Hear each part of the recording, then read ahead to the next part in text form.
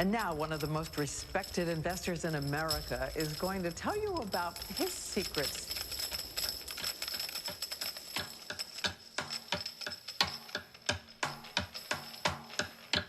Warren Buffett. It's the sound of money. $9.2 Warren Buffett, the second richest man in America. He's estimated to be worth about $62 billion and makes him the richest man in the world. You know, Buffett is not exactly what you might expect. Even though he's in the money business, he doesn't even own a calculator or a computer. He takes the long view, and it's made him billions, many billions. Maybe you can beat the House, but I don't think you can beat Warren Buffett. Buffett filed his first tax return at 13 years old. But he's no average billionaire, Tom. No, he certainly isn't, Matt. He's a $44 billion average Joe. Warren Buffett has an approach that doesn't make him very popular with his fellow billionaires. Warren Buffett, the boy from Nebraska who grew up to become the Wizard of Omaha. What was it about him that allowed him to become the richest man in the world? How did he do it?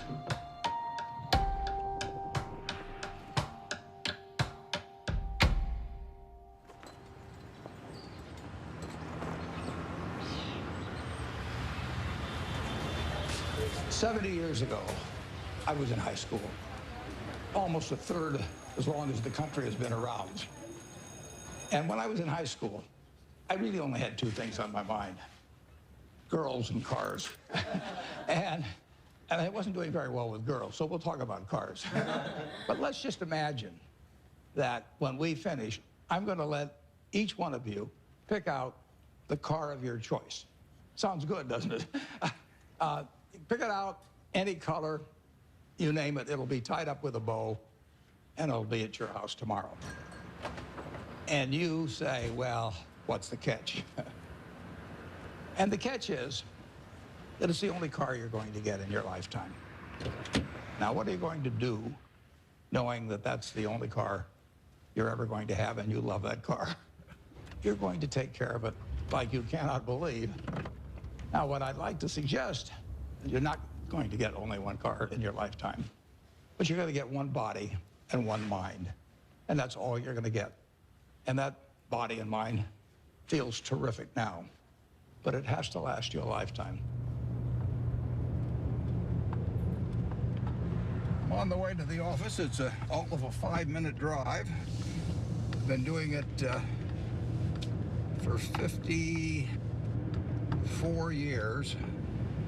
One of the good things about this 5-minute drive is that on the way there's a McDonald's, so I'll pick up something. Good morning. Thank you for choosing McDonald's. Go ahead and order whenever you're ready. I'll have a sausage McMuffin with egg and cheese. Anything else? That's it. Thank you.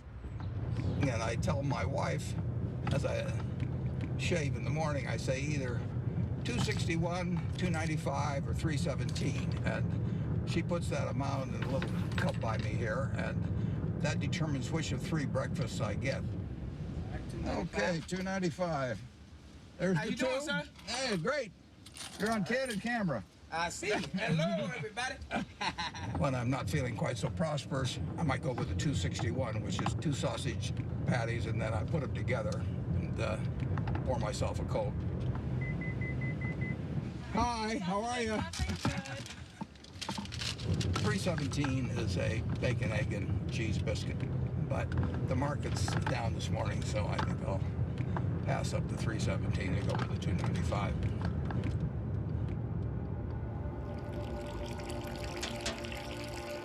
I like numbers.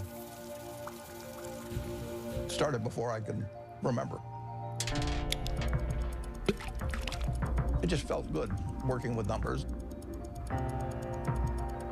I was always playing around with numbers in one way or another, and it was fun to have a bunch of guys over and have them betting on which marble would reach the drain first. I had a lot of energy as a kid. I was inquisitive, and I was the youngest one always in the class because I'd skip. I've always been competitive.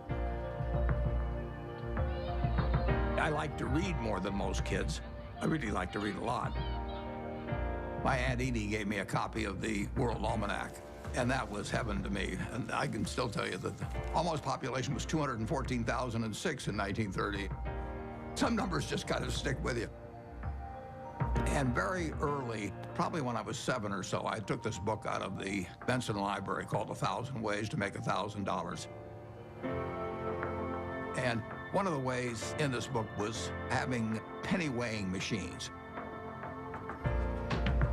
And I sat and calculated how much it would cost to buy the first weighing machine and then how long it would take for the profit for that one to buy another one. And I would sit there and create these compound interest tables to figure out how long it would take me to have a weighing machine for every person in the world. I had everybody in the country weighing themselves 10 times a day, and me just sitting there like John D. Rockefeller's weighing machines. The allowance when I was a little boy was a nickel a week, but I liked the idea of having a little more than a nickel a week to work with, and I went into business very early. I started selling Coca-Cola door to door, I sold gum door to door, or sold Saturday Evening Post, Liberty Magazine, Ladies Home Journal, you name it. I think I enjoyed the game almost right from the start. But I like being my own boss. That's one thing I liked about delivering papers.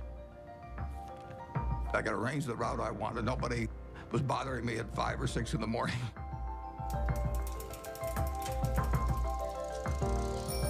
I was delivering 500 papers a day, and I made a penny a paper, but in terms of compounding, that penny turned into something else.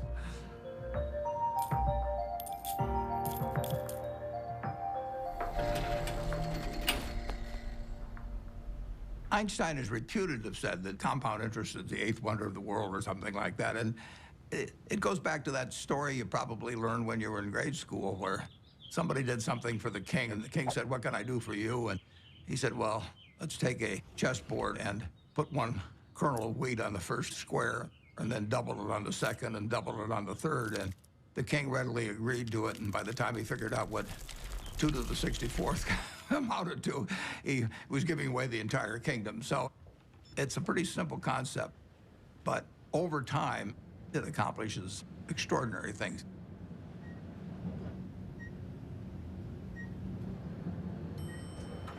Berkshire is an amazing company. It's 4th largest company in the Fortune 500.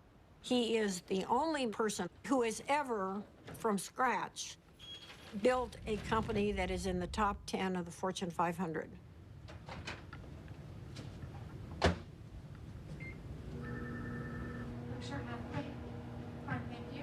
Well, Berkshire is a holding company of sorts. It owns a large number of separate businesses that operate independently of each other and, to a great extent, from the parent company, Berkshire Hathaway. Well, gold's been red hot. My favorite green gold. So strong. All right. Well, we're going to get more from you in a second. We have maybe 70, maybe 80 businesses, and we ask them to behave in a way that doesn't hurt our reputation at Berkshire Hathaway, but they run their own lives. Other people do most of the decorating of the office, so various things come in. Originally, when I moved in 1962, you can see this. I went down to the South Omaha Library, and I think for $1, I got 7 copies of old New York Times from big times like the Panic of 1907. This is one, 1929, obviously. But I wanted to put on the walls days of extreme panic in Wall Street, just as a reminder that anything can happen in this world. I mean, it's instructive art, you can call it.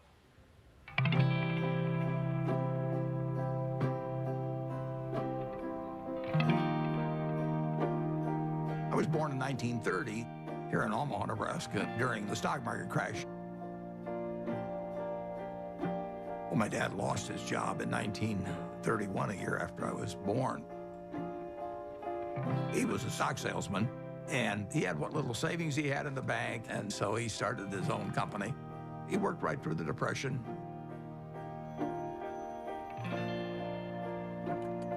He had an investment company, and as an adult, when I look back, I thought, wow, did that ever take a lot of nerve? Sometimes we'd go down there on Sunday and we could play with the adding machine. My brother and I tended to play the games together. And I remember at one point, he said to me, I'm going to be a millionaire by the time I'm 30 or something like that. It was totally outside of anything my family had experienced, but he just was unusual that way. Well, I was the oldest, and then my brother, and then my sister. And my father would go to New York periodically to check on businesses and stocks and things like that. And he'd come back, he always had a costume for each of us, and Warren loved it. He was very good-natured. He was quiet. It was hard to tell he was a genius at that point. But, I mean, who was looking? The first books I read on investment were actually in my dad's office. Pretty soon I read all the books in the office and read some of them more than once. My dad had various nicknames for me. He'd call me Fireball sometimes because I'd start little businesses. He didn't care about money at all. He believed very much in having an inner scorecard and never worry about what other people are thinking about you. You know, just if you know why you're doing what you're doing, that's good enough. I admired everything about him to the extent that I was absorbing lessons from him without knowing it. And the idea that all lives have equal value is something that all three of his children felt since I can remember. My dad, at one point, ran for Congress when I was 12 or so. It was a very Republican household. I campaigned for him, my sisters campaigned for him. The whole family did. My mother was very, very bright, and she was very gregarious. She was a good campaigner for my dad. She had a lot of ambition, and I think my brother Warren got a lot of his extreme competitiveness from my mother, actually. She was brilliant at math. You know, I guess they still had these things where you cranked them and things added up, and she could add it in her head faster than the machine could do it. She was absolutely amazing in that. She was very dutiful about taking care of the kids, but you didn't get the same feeling of love. It was there, but it didn't come out the same way as with my dad. In the nation, the only permanent way to prosperity is a balanced budget. Unless that goal is achieved, all post-war plans will collapse like Hitler's conquest. You have heard Congressman Howard L. H. Buffett, Republican member of the House of Representatives from Nebraska, speaking When I was about 12 or 13, we moved to Washington, my family, and I was mad. I was having fun in Omaha. I lost all my friends, and now I moved to a town where they were all strange. So I was very, very unhappy. At school, I just lost interest. I took pleasure in tormenting my teachers. At that time, for example, AT&T was the stock that all teachers owned for their retirement. And I decided that it would drive my teachers a little crazy if I went short the stock, because when you go short a stock, you're betting that it will go down. So I shorted 10 shares of AT&T and then brought the confirmation to school and showed these teachers that I was shorting the stock. They found me a big pain in the neck, but they did think I knew a lot about stocks. And then at home, my mother would have terrific headaches. And you didn't want to be around her when she was having the headaches. And she would lash out more. She would never do it in public. Well, I think we were terrified of her. When I'd wake up in the morning, I'd listen to hear her voice. I could tell by her voice it was going to be a terrible day or not. When she got difficult, the three children felt it. When I was at the low point, I decided that I would run away. So I talked two other guys into running away with me. We went out and we started hitchhiking. And then we got picked up by the highway patrol, and that scared the hell out of us. It's very interesting. My dad never really gave me help about doing this. But he finally said, you know, he said, you can do better than this. And just saying that, I mean, I felt I was letting him down, basically. So in all ways, He was teaching me. He never taught by telling me things. He just taught by example. He had unlimited confidence in me, even when I screwed up. And that takes you a long, long way. The best gift I was ever given was to have the father that I had when I was born.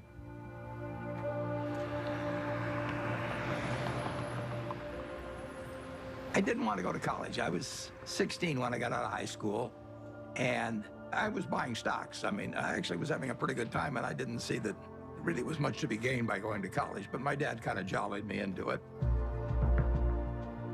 He had a roommate who was a friend of mine, and the roommate said it just drove him crazy because he studied all the time when Warren would come in like 15 minutes before the exam and just ace his way through it.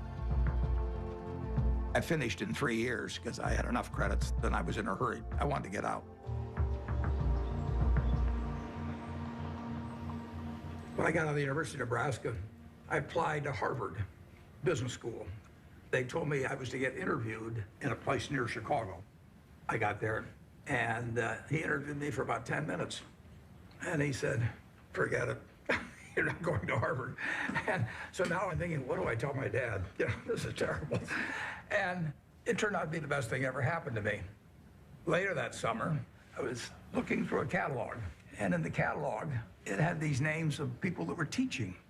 And one was Graham and another was Dodd. I had read this book by the two of them. So I wrote him a letter in mid-August. And I said, dear Professor Dodd, I said, I thought you guys were dead. But now that I found out that you're alive and teaching at Columbia, I would really like to come. And he admitted me. So, you know, that it just shows you never can tell.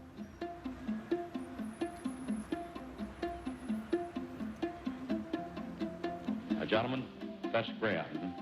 Ben was this incredible teacher. I mean, he was a natural, and he drew us all in. Are Wall Street professionals more accurate in the shorter term than the long-term forecast? Well, our studies indicate that you have your choice between tossing coins and taking the consensus of expert opinion. And the results are just about the same in each case. It was like learning baseball from a fellow who was batting 400. It really, it shaped my professional life. There are two rules of investing, according to Warren, and he learned this from Ben Graham. Rule number 1, never lose money. Rule number 2, never forget rule number 1. Ben Graham basically coined the term value investing. He believed in careful scrutiny of a company's financial statements, and that if you bought value, it would eventually prove out. A few years ago, I went to Amazon, and sure enough, they had this manual there. So while reliving my youth, other guys were going to Amazon probably and buying old Playboys or something, but I bought old Moody's manuals instead. And when I got out of school, I started selling stocks. I was 20 years old at the time and looked about 16 and acted about 12. So I was not the most impressive salesperson anybody ever met. But what I would do was I went through page by page looking for possibly undervalued stocks. Is this like going through an old family album? Better.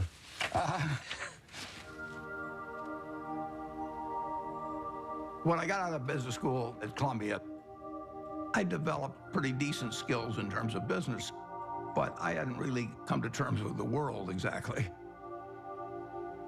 What were you like around girls back then? Bad.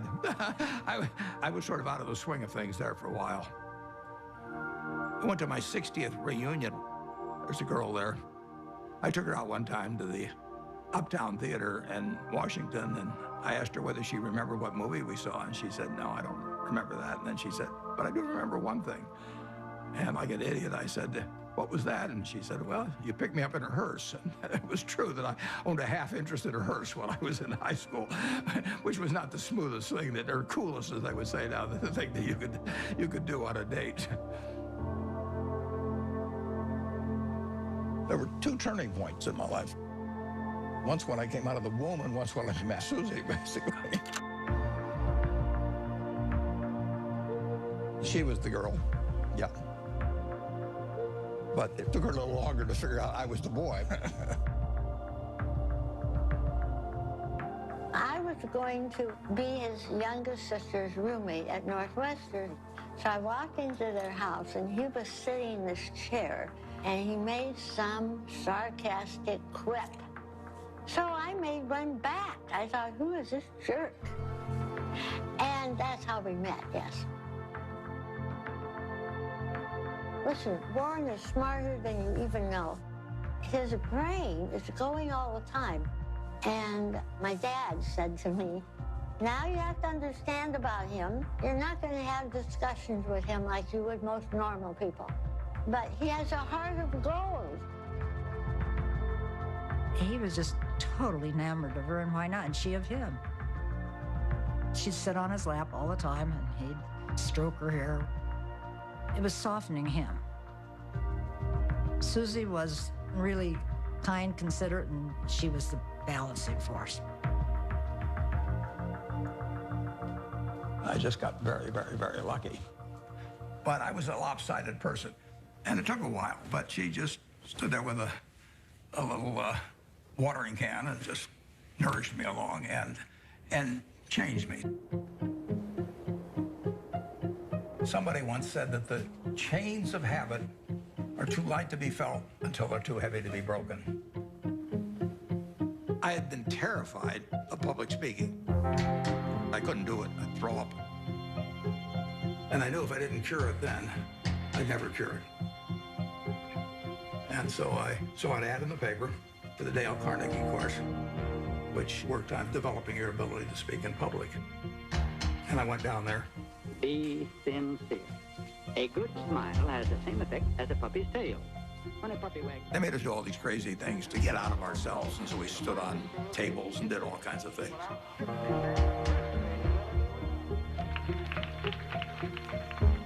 If I hadn't have done that, my whole life would have been different. So in my office, you will not see the degree I got from the University of Nebraska. You'll not see the master's degree I got from Columbia University, but you'll see the little award certificate I got from the Dale Carnegie course. As a matter of fact, every week, the instructor would give a pencil to whoever had done the most with what we'd learned the week before.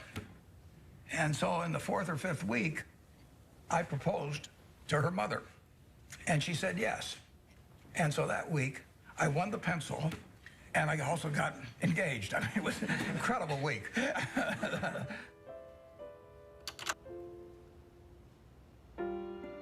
wedding day was kind of interesting because I couldn't see anything without my glasses, and I was so nervous that I just decided to take off my glasses and I wouldn't be able to see all those people out there.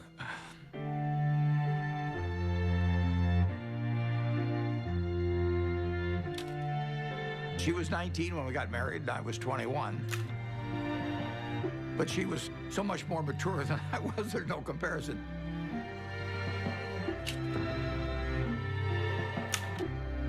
She was a better person than I was. But when you get married, it's not a question of saying, I'm going to put a 14% factor in for humor and 17% for intellect and 22% for looks. It doesn't work that way. I knew it was the right decision, and it was.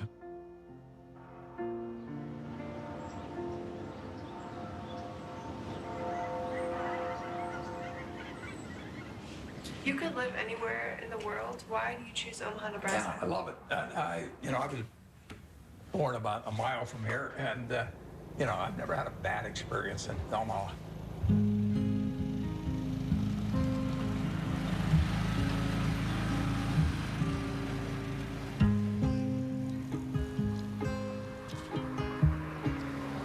Omaha and Nebraska are home to me. Everything about it seems like home. It's a pace, it's relationships. There's a lot of continuity, there's a lot of community, there's a lot of friendship. It's a very solid place and friendly place in which to grow up and in which to conduct a business.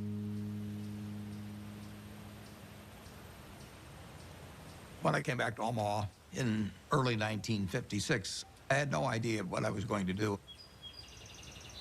But a few months after I came back, some members of the family said, what should we do with our money? And I said, well, I'm not going back in the business of selling stocks, but if you would like to join me in a partnership, I said, I'll be glad to do it. So within a couple of months after coming back, I set up the first partnership.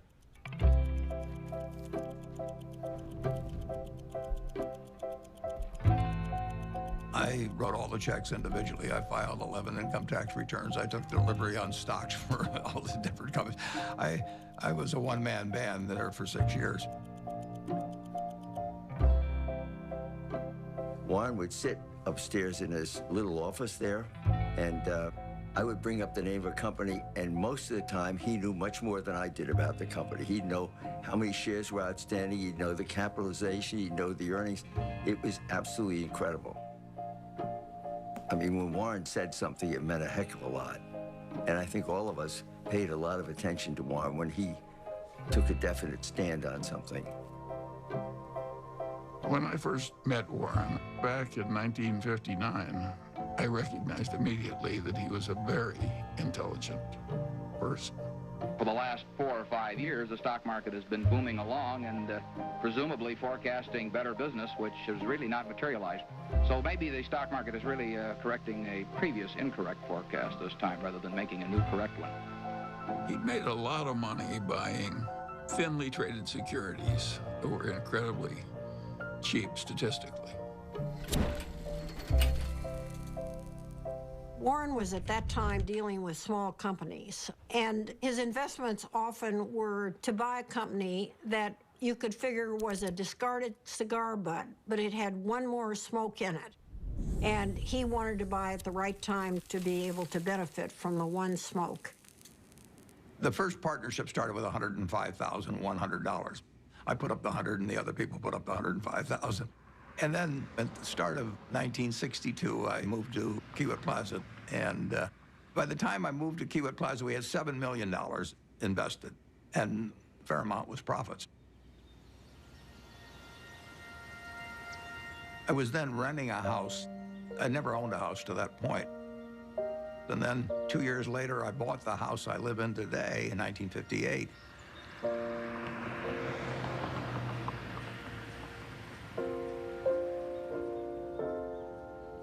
We had 3 children, Susie and I. And we had them young, incidentally, which was, I think, a very good thing.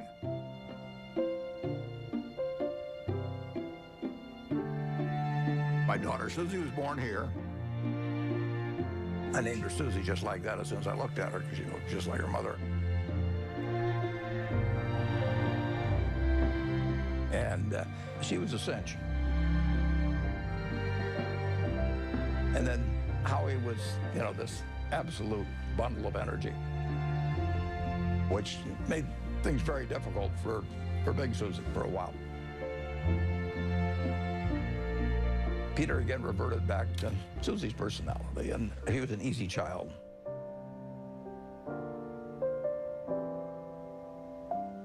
Well, you know, I would describe my childhood as normal, but who knows what normal is. People often think, you know, well, Warren Buffett was this famous rich guy. He was not famous and he wasn't rich when we were growing up. What I saw first and foremost, day in and day out, was consistency. Every day we'd hear the garage door close in the house, and then like clockwork, my dad would come in the door, I'm home, and we'd all eat dinner together, which I think surprises a lot of people.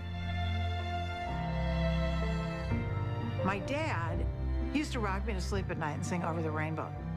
So I have this insanely sentimental attachment to that song. I've always had a really close relationship with him.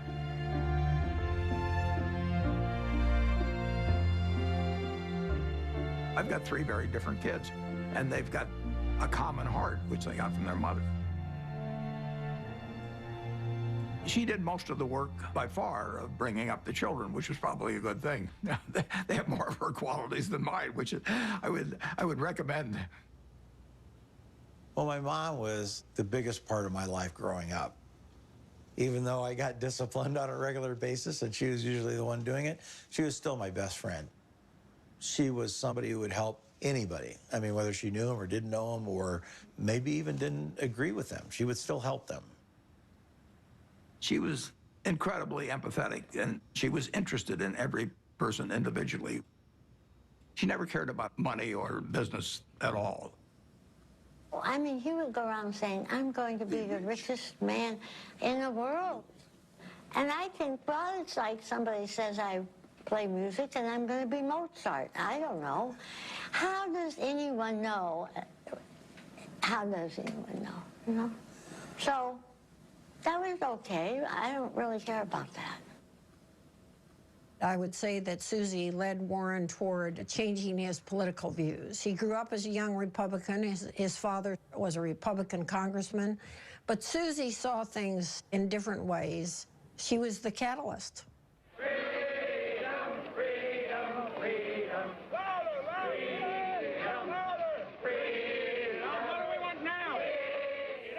When the children were growing up, I was very involved in civil rights. I was immersed in it, and I think that's what made Warren a Democrat. He would go with me to hear speakers. I remember that speech that Martin Luther King gave. That was one of the most inspiring speeches I've ever heard. I come to say to you this afternoon, Took me right out of my seat. My wife was with me, and we both had the same experience. It was interesting. In that speech, he talked about truth forever on the scaffold, wrong forever on the throne, but that scaffold sways the future. Well, he was going to be dead in 6 months, but that scaffold did sway the future. My wife was more active than I was, but I was 100% with her mentally. I was just working a little more on my own investments. But it did make a difference what we were going to do with the money after we made it. I thought I would pile it up over the years, then she would unpile it in terms of running one very large foundation. And I was particularly good at compounding money, and therefore society would benefit by waiting. I was genetically blessed with a certain wiring that's very useful in a highly developed market system where there's lots of chips on the table, and you know, I happen to be good at that game. Ted Williams wrote a book called The Science of Hitting, and in it he had a picture of himself at bat and the strike zone broken into, I think, 77 squares. And he said if he waited for the pitch that was really in a sweet spot, he would bat 400, and if he had to swing at something on the lower corner, he would probably bat 235. And in investing, I'm in a no-called strike business, which is the best business you can be in. I can look at 1,000 different companies, and I don't have to be right on every one of them or even 50 of them. So I can pick the ball I want to hit.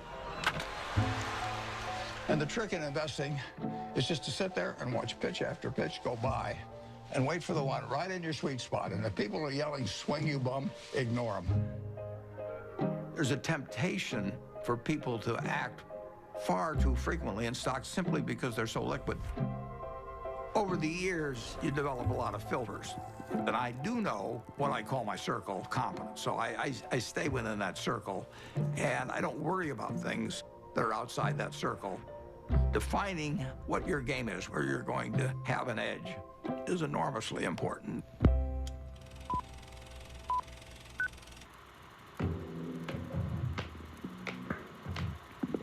I bought the first shares of Berkshire in 1962, and it was a northern textile business destined to become extinct eventually. And it was a statistically cheap stock in a terrible business.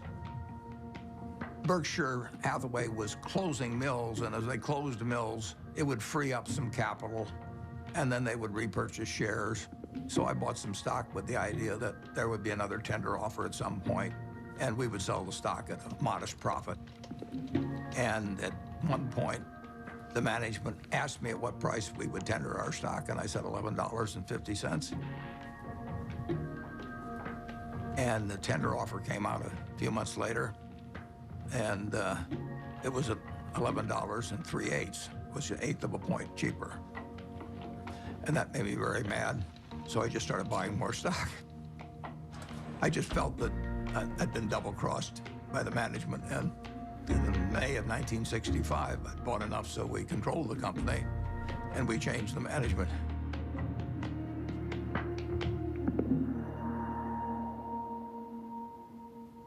That was a pretty silly way to behave, as Warren has recounted in retrospect. One of the reasons Warren's successful is he's brutal in appraising his own past. He wants to identify misthinkings and avoid them in the future. But it was an accident that he chose Berkshire Hathaway. If the chairman hadn't tried to cheat him out of an eighth, there wouldn't have been any Buffett-Berkshire Hathaway history.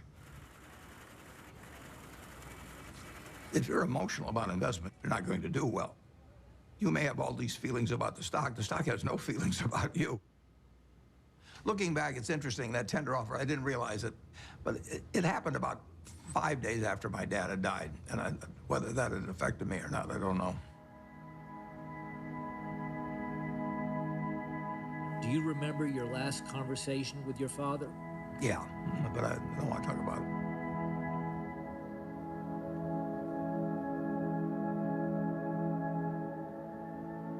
I think it just sobered him and hurt him. But Warren soldiers on. Both Warren and I could look at our fathers and see what they did right and what they did wrong. Warren's father was a real old-fashioned right-wing ideologue. And his father was so intense about it that Warren just decided that it was a mistake. It cabbaged up your head to be that much of an ideologue. So he loved his father, but he didn't want to become that much of a true believer in anything. My politics became more overt after my dad died. Civil rights changed my views. You know, in 1776, Thomas Jefferson wrote, "All men are created equal," and then when they wrote the Constitution, they all of a sudden decided that, no, it was just 3/5 of a person if you were black. I mean, that struck me as kind of crazy. I was talking to him one day about some racial issue, and he said to me, "Wait till women discover they're the slaves of the world." Now, how many men were cognizant of that, and even women then? The initial example is really my mother. She came from a generation where the main function of the wife was to help her husband in the job. And my sisters are fully as smart as I am. They got better personalities than I have, but they got the message a million different ways that their future was limited, and I got the message that the sky is the limit. And it wasn't due to a lack of love or anything of the sort. It was the culture.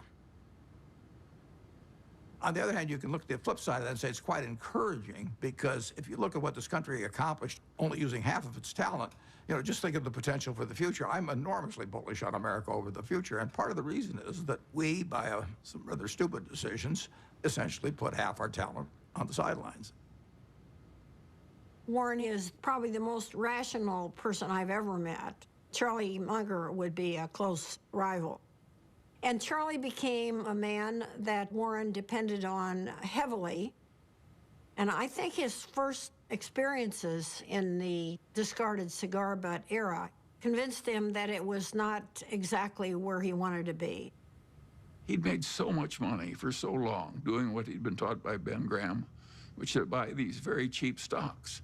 And if they were cheap enough, he didn't care it was a lousy company and a lousy management. He knew he was going to make money anyway just because of the cheapness. Charlie Munger has had a big impact on me in moving me toward looking for wonderful companies at fair prices rather than fair companies at wonderful prices. And that was enormously important because it enabled Berkshire to scale up in a way that would have been impossible to do otherwise. Yep. What are the key indicators you look for within companies before making an investment? Well, I look for something that does give them a moat around it. We have a company called See's Candy out on the West Coast. See's Candy is boxed chocolates. If you give a box of See's chocolates to your girlfriend on the first date and she kisses you, we own you. You know, I mean, we can raise the price tomorrow and you'll buy the same box. You're not going to fool around with success. So the key there is the response. You do not want to go home on Valentine's Day and say to your wife or your sweetheart, preferably they're the same person, you don't say, here, honey, I took the low bid. It doesn't work. Price is, to a degree, is immaterial. If you've got an economic castle, people are going to come and want to take that castle away from you. And you better have a strong moat. You better have a knight in the castle that knows what he's doing.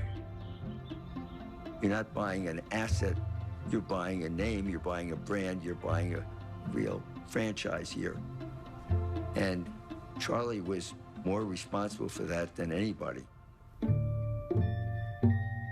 We were mental partners right from the moment we met. I want to know, going back 50 years, what it was like when you first met Warren. Well, I thought he was a prodigy. And I got a lot of criticism. My wife said, why are you paying such enormous respect to that young man with a crew cut who won't eat vegetables? He's ungodly smart. He's got a much broader intellect than I do. And he's magnificent at being able to condense important ideas into just a very few words. If you're not interested in the economic scene right now, you're mentally dead. Charlie has no tact. All right, let's talk a little bit about bankers. Charlie on Friday compared them to heroin addicts. Yeah, well, that's colorful, Charlie, but I would not have chosen that. I once wrote of him that when they handed out humility, he didn't get his fair share. The ideal way to run a headquarters is to have one man, preferably over 80, sitting in an office by himself. Anything else is pure frippery. He's always honest in what he tells me, so I listen to him. We never had an argument. We just kind of roll with it easily. Suppose Warren doesn't want to do something that I would have done. And suppose that happens 4 times over 40 years or something. What the hell difference does it make to me? Net, the record is working out fine.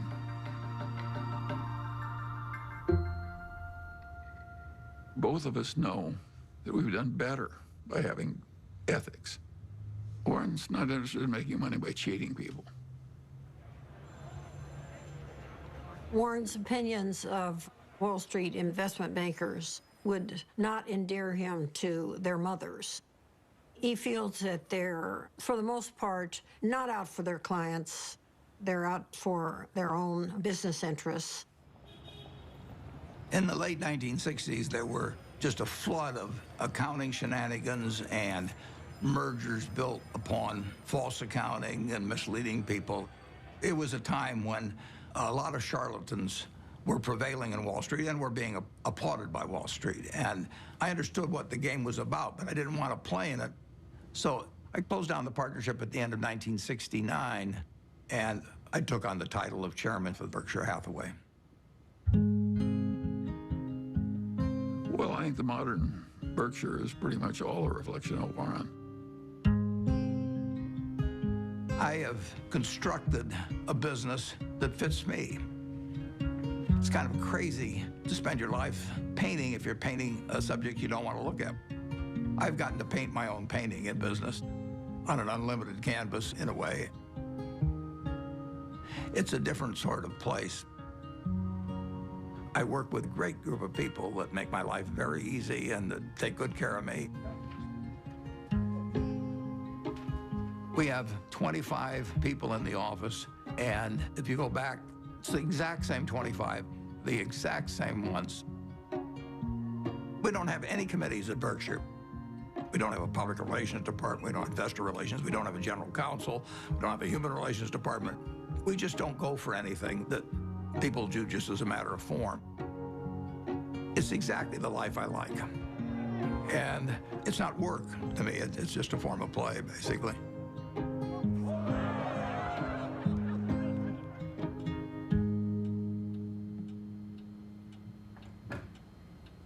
Well, I like things quiet. I shut the door, actually, at the office because I don't want to hear anybody talking outside. And I still probably spend 5 or 6 hours a day reading. Look at what's trending today. Our quick roundup of what has you talking. Well, what's amazing is the stuff he remembers.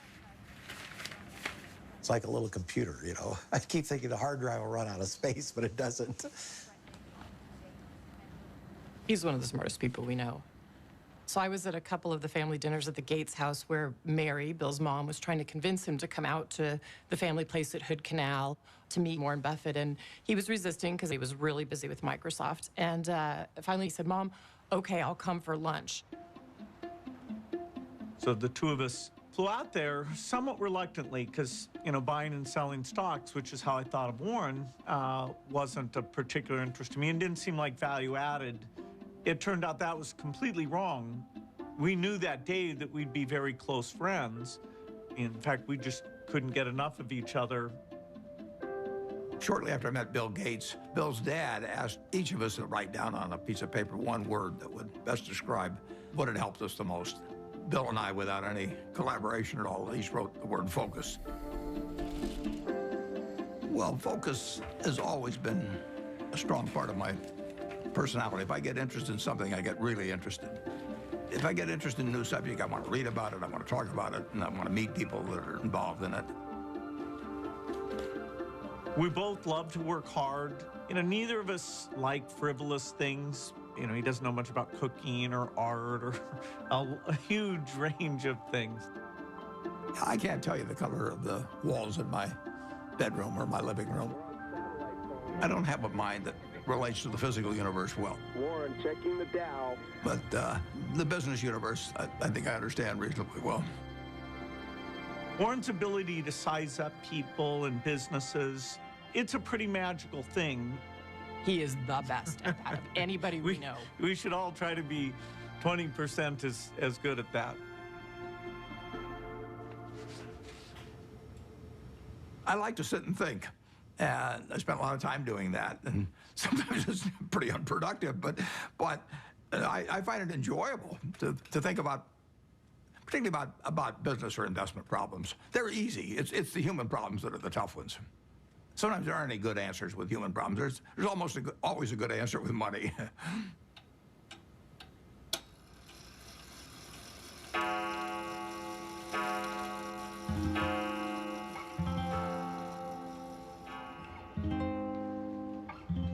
He was sort of a genius.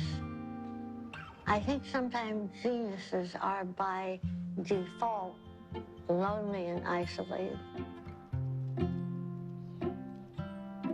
He was not really well adjusted. He was just this funny, humorous guy who maybe had a moat around him because he was afraid and he didn't know anyone that he wanted to let in. And to this day, I don't know, well, nobody knows him like I do, and probably any wife would say that. But,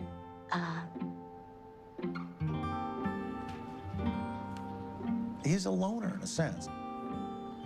And it's difficult to connect on an emotional level because I think that that's not his basic mode of operation. He was there, physically, but he was upstairs reading all the time. I always told my mother we have to talk in sound bites. I learned that early on, that if you start, going into some long thing, unless you've explained to him ahead of time that it's going to be a long thing and you need him to hang in there, you lose him. You lose him to whatever giant thought he has in his head at the time that he was probably thinking about before you came in and really wants to get back to. He's not like the rest of us. I don't think my dad ever took anybody for granted, but you are a little bit blind, I think, sometimes to what other people might be doing behind the scenes. And my dad's gotten a little bit of a pass. Warren can't find the light switch, and it's probably my fault. One time, years ago, when the kids were little, I was feeling really sick. I had the flu, so I lay down on the bed, and I said to Warren, will you get me a pan or something from the kitchen. I may not get to the bathroom. I feel so sick. He said, okay. So he trotted down to the kitchen, and I hear this bang, biff, boom, bang. And he comes up, and he brings me a colander, and I looked at it, and I said, look, honey, this has holes in it. Oh, okay.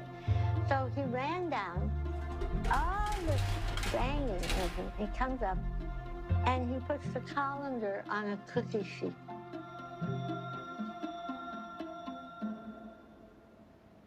Physical proximity to Warren doesn't always mean that he's there with you. He's so cerebral, you see. And that's why I learned to have my own life. We were two parallel lines, but very connected when he was open to connecting. I did make a joke at one point. I said, you know, we could make a tape of Mom yelling, you know, bye, Warren, I'll be back later, and then have the door slam, and you would just think she was here. I don't think he knew what she was doing most of the time. Once Howie and I were both gone, as we've gotten older, she started to see the writing on the wall here and, you know, just started trying to figure out how she could at least have some more, she called it, you know, a room of her own.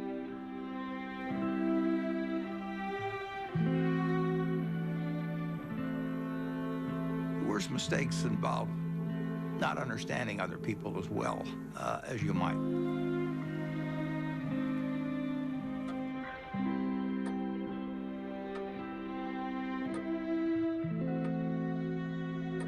Well, she left Omaha in 1977, and there really isn't much to say about that.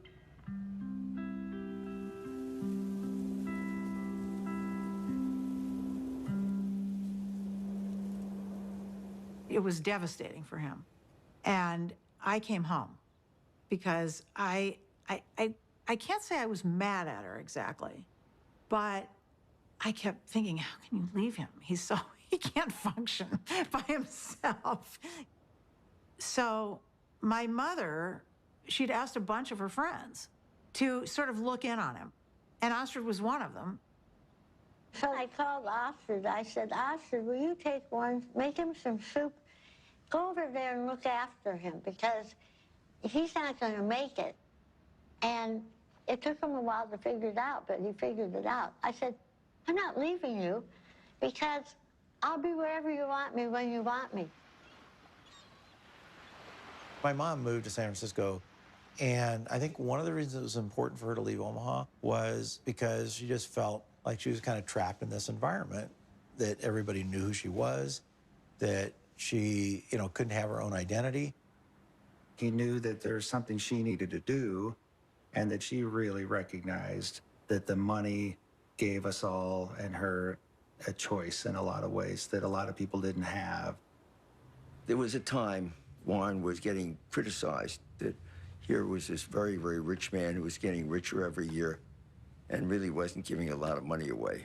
And there was terrific criticism by some people, which Warren never said anything about. The biggest thing in making money is time. You don't have to be particularly smart, you just have to be patient. Susie didn't want to wait as much as I did, but she never quite appreciated compounding like I did. That is a disagreement we have. I run a foundation now. I think we should be giving more money away. But I understand why we don't, because it's business. To me, the crux of it is that it wasn't the money itself. You can see that in the way he lives. I mean, he doesn't buy huge paintings or build big houses or anything like that. It's all mental with him. And the money is his scorecard. And he used to say to me, everybody can read what I read. It's a level playing field. And he loves that because he's competitive. And he's sitting there all by himself in his office reading these things that everybody else can read. But he loves the idea that he's going to win. I'll tell you how you do it. Have you ever seen a juggler juggle 25 milk bottles. How did he ever get to do that? The answer is he started with 1 bottle, then 2, then 3, and just kept doing it, and pretty soon he was at 25. And that's the way we did it. So basically, we started out with cash and ended up buying a bunch of businesses, including insurance companies. Insurance is in itself a profitable business, but it has the additional advantage of creating something that's called float. And float is the money that hangs around Berkshire while a claim is waiting to be paid. And Warren turned out to have an extraordinary ability to use the money thrown off by the float to buy companies that fed the growth of Berkshire. In 1983, Mrs. B cashed in on her business by selling control for $55 million to a company owned by investor Warren Buffett.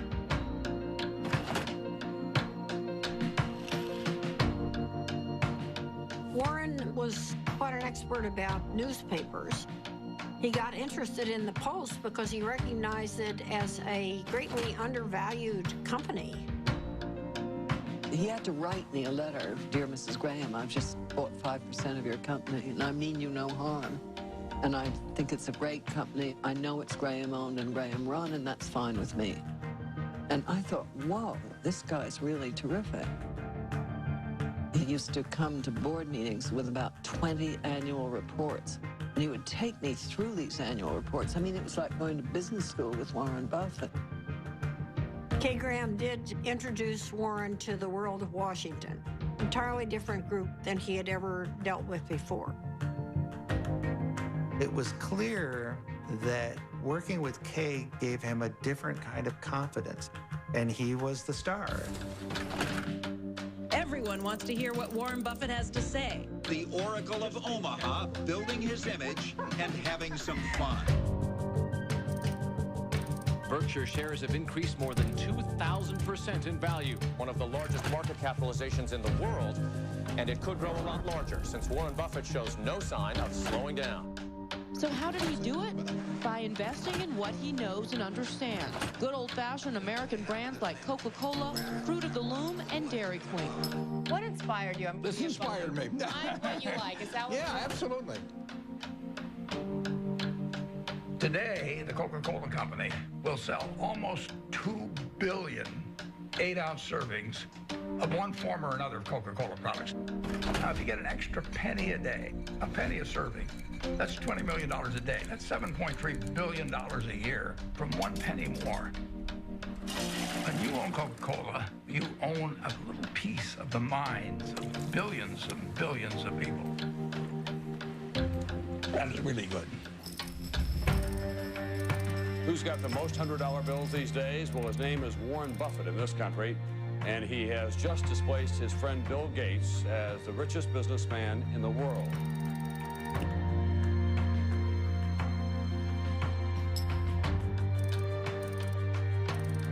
And the purpose of Wednesday's meeting was to discuss Buffett's company, Berkshire Hathaway's plan to purchase railroad giant Burlington Northern.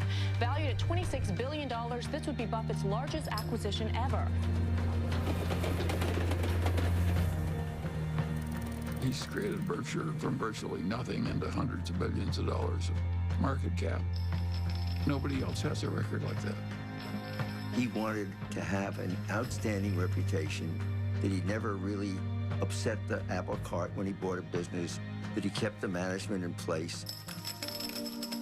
He was establishing a reputation that paid off later in life.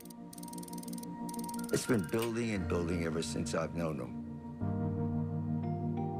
It takes 20 years to build a reputation, and it takes 5 minutes to lose it.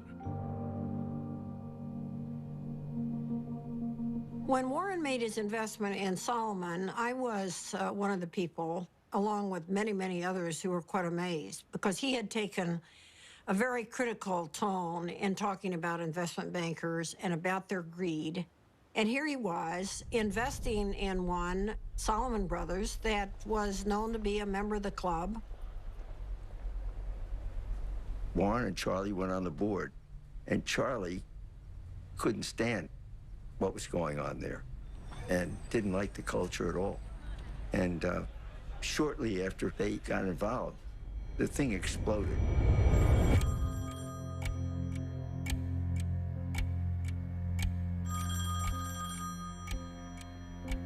In 1991, on a terrible day in August, I got a call, and the two top officers of Solomon were on the other end, and they said that you know, we had a problem. This is NBC Nightly News. Good evening. It is the kind of scandal that rocks Wall Street and raises questions about the integrity of our financial institutions.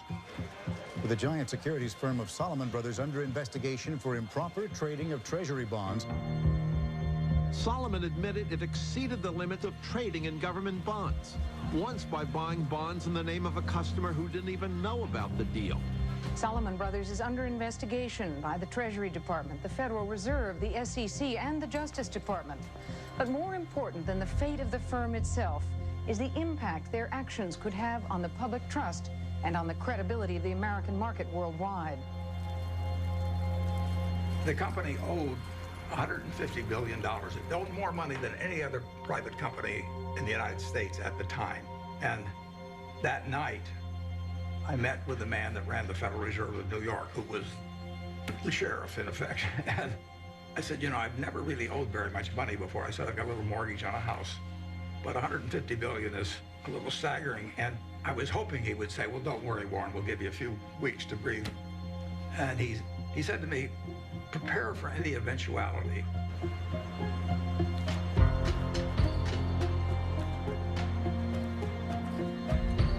Earlier today, the U.S. Treasury Department announced that it had suspended Solomon Brothers from participating in the auction of new issues. It was one more jolt for a scandal-scarred Wall Street. The Fed was in effect saying, you're an evil force and we don't want you trading our bonds. It was a huge turning point for Warren. And he believed that at that particular point, his reputation was on the line. Warren had 24 hours to make up his mind as whether he was going to go forward or just bow out. And I think at that point, Solomon Brothers could have gone into bankruptcy. And Warren stepped up and took responsibility. Okay, I'm Warren Buffett. I was elected interim chairman of Solomon Inc. A few hours ago at a board of directors meeting. Why was it necessary for you to step in, and what is your mandate of leadership? I think that it was necessary to step in because I would do whatever was needed to dig out any bit of information about what's happened in the past, and I would do everything I could to make sure that things are exactly right in the future. Buffett, are you satisfied that you were? I had to convince the Treasury that what was done in the past was awful and stupid, and they had every right to be furious at us. But this firm employed 8,000 people, and it was going to go out of business unless they let us continue, basically. Warren believed that there was a too big to fail scenario. The term was not used then, but he believed that Solomon was too big to fail. And if Solomon went down, it would take other important parts of Wall Street with it. We had this death knell from the Treasury, so I called the Treasury. Nick Brady was the secretary. You know, I'm pleading for my life, and I'm sure my voice was cracking and everything else. I said, Nick, this is the most important day of my life. And that I really did feel that it was going to be a colossal disaster. He wasn't sure I was right at all. In fact, he probably thought I was wrong, but he knew that I felt what I was saying. So the Treasury modified its order, and in effect, of course, it was quite an endorsement. It was huge.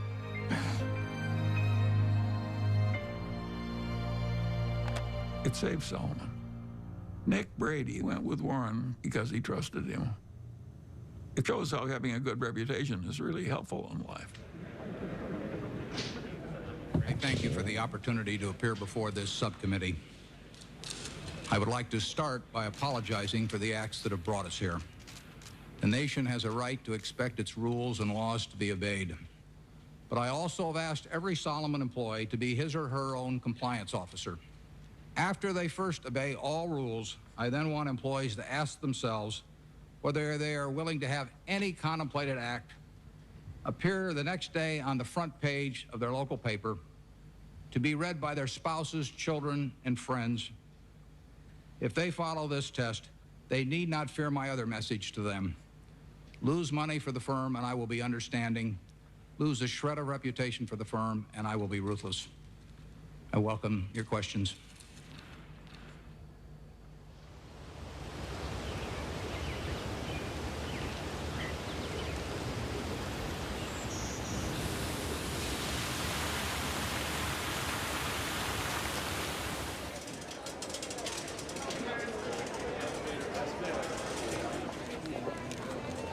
It's been 50 years since I formally took control of Berkshire Hathaway, and step by step, we've created something that is kind of what I dreamt we might create over time, but it took a lot of time to do it. It never seemed like we were making that much progress on any one day, but compound interest works.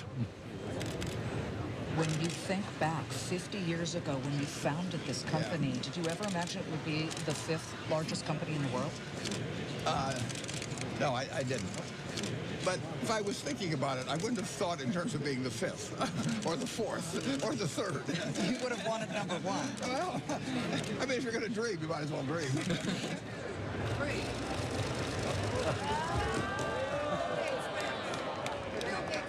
Well, a Berkshire Hathaway shareholders meeting is partly a fun festival. It's sort of a Mardi Gras for people that come every year. It's a chance for us to have a lot of fun and meet the people that have entrusted us with their money. Well, we used to have just 30 people in a cafeteria, and now we have this huge public spectacle. Celebration is part of making a group of people work well together.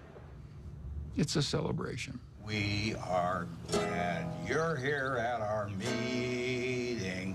Be sure to check out our wares. We'll sell you C's candy and dilly bars and insurance for all of your cars, for it's buy all you see at the Berkshire Show.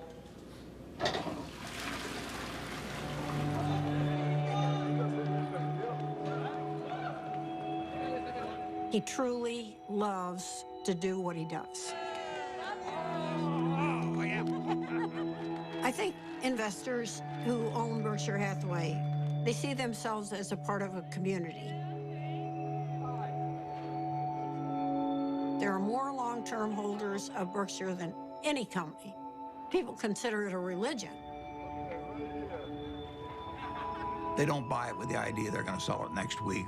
I think most of them buy it with the intent of holding it for their lifetime, just like they'd buy a farm or buy an apartment house. At Berkshire, everybody gets the same information from the comprehensive annual report. We don't meet with the analysts. I'm not interested in what an analyst thinks about Berkshire. I'm interested in what the owners of Berkshire think about Berkshire. He came out of a private partnership where people he knew were trusting him. And he had his relatives in the partnership, and they were not rich. And as it got bigger, started treating everybody else the way he treated his relatives.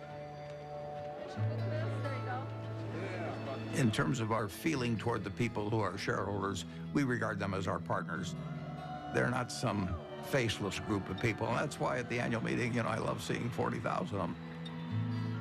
It gives real meaning to what we're doing every day. Let's try. If you knew Susie like I know Susie,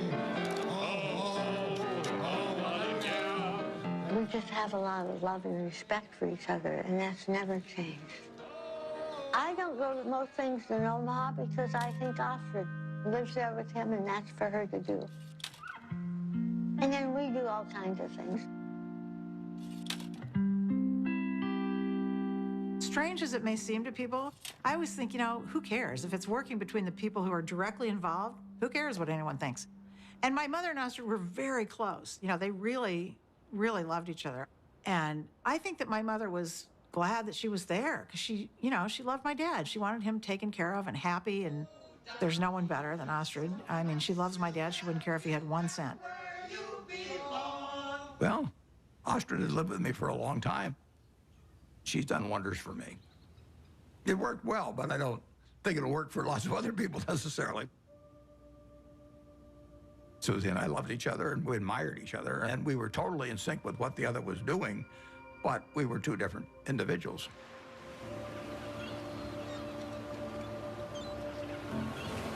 The first time Warren came out to San Francisco, we took a walk and he looked around, and he's not very visual. He was looking around and he said, this is your city.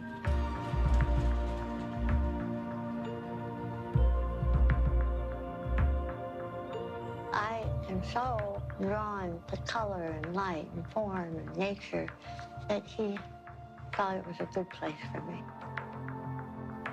Over the years, I've developed a better understanding of human nature. I can learn a lot about investments out of a book, but I don't think you can learn as much about human beings. You really need some experiences, and I'm wiser in that respect than I was 40 or 50 years ago, even though I can't rattle off numbers the same way I used to be able to.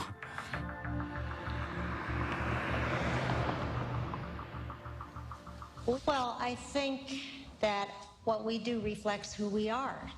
That's true for everybody in this room.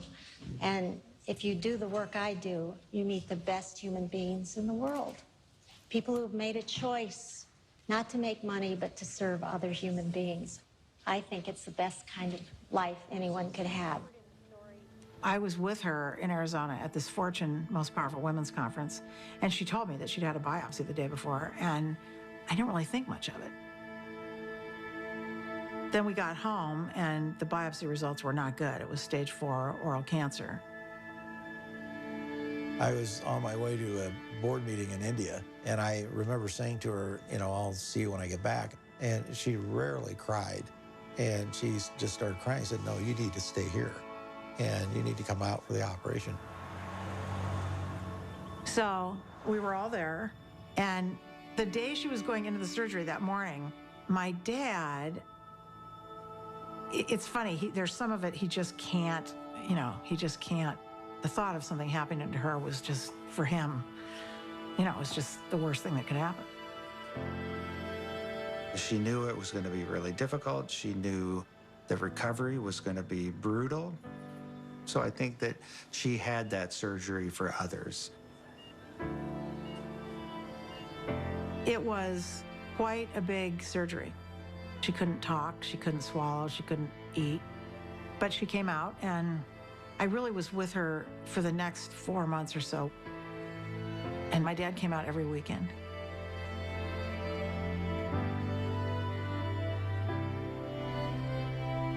And in a few months, she was doing better.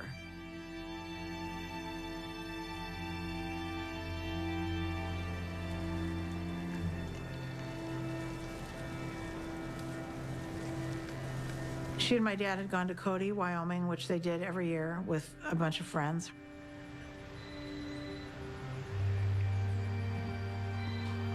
And my dad called, this was, 8 o'clock at night or something. And he said, something happened to Mom. I'm in an ambulance. You need to come. I actually thought something happened to my dad. I don't know why I thought that, but I guess I thought, my mom had this recovery, it was successful, and why would anything happen to her?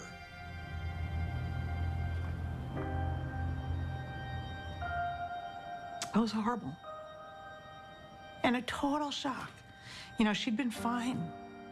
She'd been fine. They went off to Cody, and she was fine, and they were having dinner, and, she didn't feel well after dinner, and she had the stroke.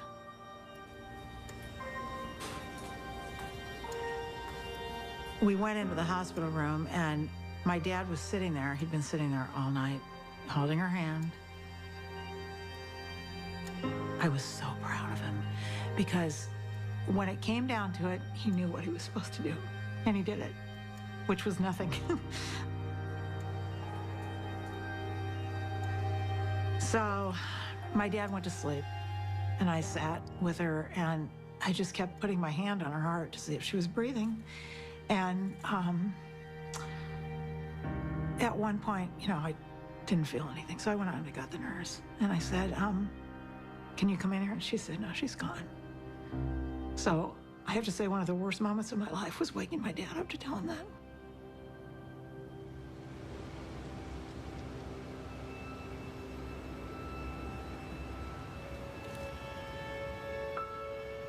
It's a very strange thing, love. You can't get rid of it. If you try to give it out, you get more back. If you try to hang on to it, you lose it.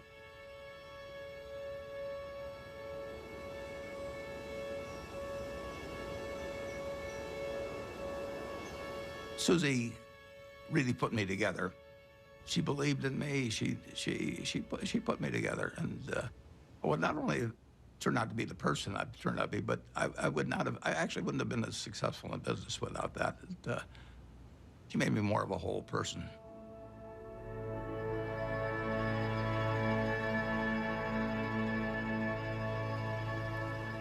He went dark, essentially quiet and inward for a certain amount of time.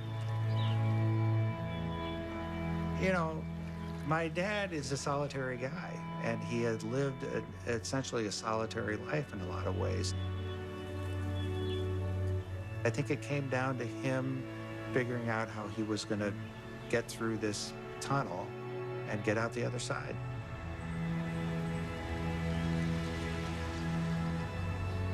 In my head at the time, I thought, God, I don't know if he'll ever get out of bed. But he did.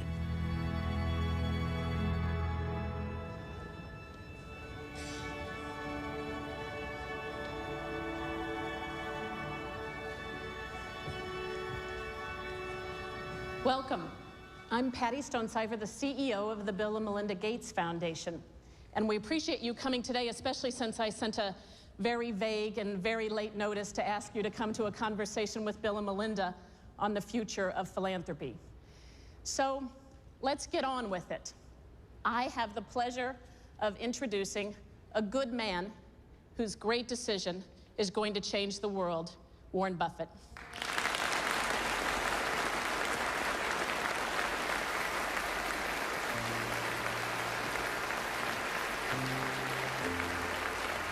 A remarkable decision tonight from one of the richest men in the world.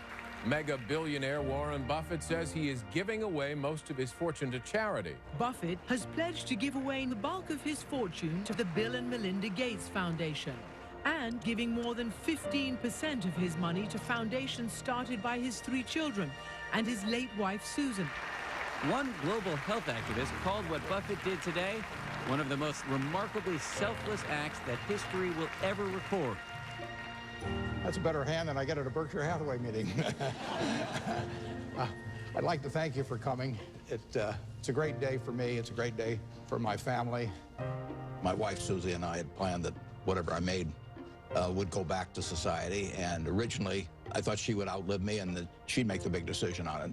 But since her death, I had to rethink the best way to get the money into society and have it used in the most effective way. And I had a solution staring me in the face. It was completely out of the blue. I mean, amazing. The largest single gift ever given was what he gave away that day. I'd like to ask the people representing those various foundations to come out. First 3 letters are easy to sign. I just signed Dad.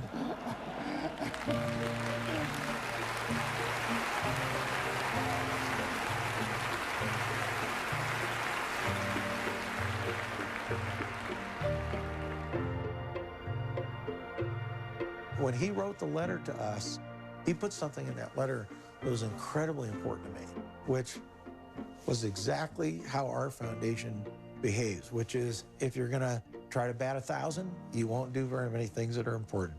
But if you're willing to basically strike out a few times, you can really change something big. ICCN!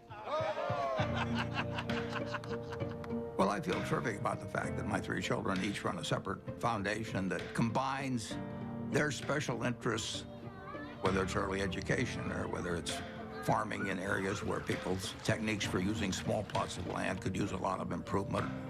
All kinds of ways, vaccines, you name it. More powerful than Buffett's gift is the message he's sending to other wealthy Americans, that those who have the least in this world should benefit from those who have the most.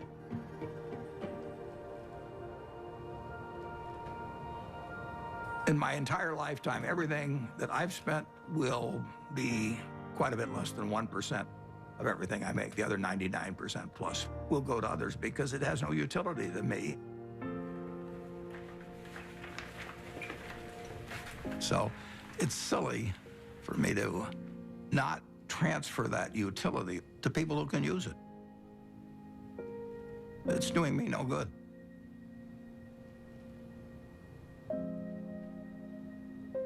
I am so proud of what we do.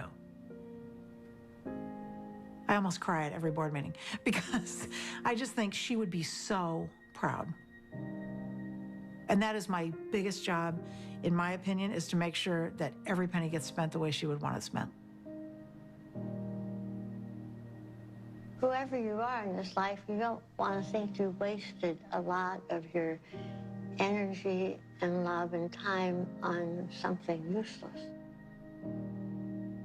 I always thought I'd marry a minister, a doctor, or somebody out doing some valuable service to human beings.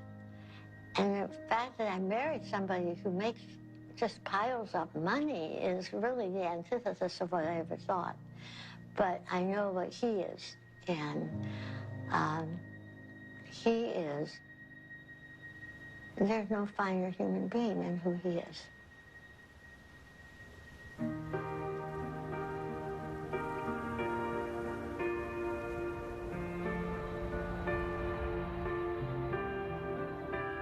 The truth is that I'm here in my position as a matter of luck. Hey, Grandpa. When I was born in 1930, the odds were probably 40-1 against me being born in the United States. I did win the ovarian lottery on that first day, and on top of that, I was male. Put that down as another 50-50 shot, and now the odds are 80-1 against being born a male in the United States. And it was enormously important in my whole life. To think that that makes me superior to anyone else as a human being is just, I can't follow that line of reasoning. Terrific. Okay, good luck. I think I was lucky to have been standing alongside Warren Buffett while he was becoming Warren Buffett. He has developed over the years. He's broadened. His values extend through all of his life. He wants to lead a life that he and his father, if his father was still living, would say was a good one. I think he's going to end up in the history books 100 years from now. I'm not sure what role he's going to be assigned. Will he be famous for what he did as an investor or as a philanthropist? But Warren said that his ambition in life is to be a teacher. The World is a great movie to watch, but you don't want to sleepwalk through life. The important thing to do is to look for the job you would take if you didn't need a job. And life is wonderful then. I mean, you know, you jump out of bed in the morning because you're really looking forward to the day. I have, for over 60 years, been able to tap dance to work just because I'm doing what I love doing. And I just feel very, very lucky. Okay, class dismissed.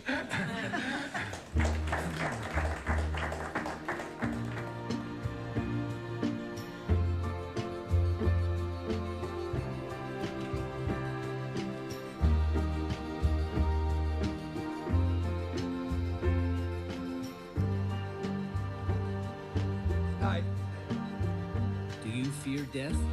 No, I don't. I've had a terrific life. I feel, you know, it's going to happen. And I have no idea what happens after it. I'm an agnostic, so it may be terribly interesting. It may not be interesting at all. We'll find out. But physically, I'm pretty well depreciated. I'm getting down to salvage value.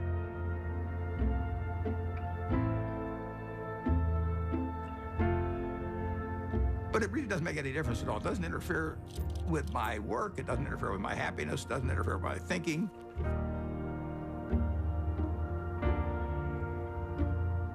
I don't feel any diminution in my enjoyment of life or enthusiasm for life at all. In fact, in a sense, the game that I'm in gets more interesting all the time. It's a competitive game. It's a big game. And I enjoyed the game a lot.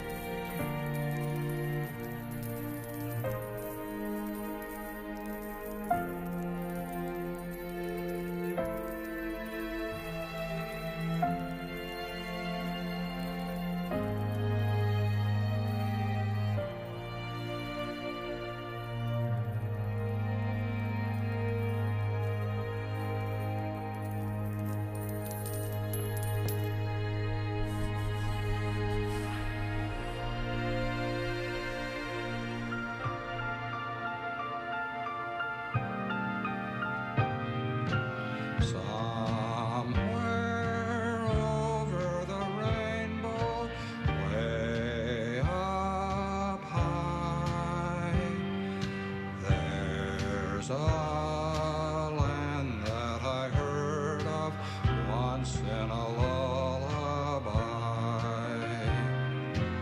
Somewhere over the rainbow, skies are blue, and the dreams that you dare to dream really do come true. Someday I'll wish upon a star and wake up where the clouds are far behind me, where troubles melt like lemon drops away above the chimney tops. That's where you'll find me. Somewhere over the rainbow, bluebirds fly. Birds fly over the rainbow. Why then, oh, why can't I?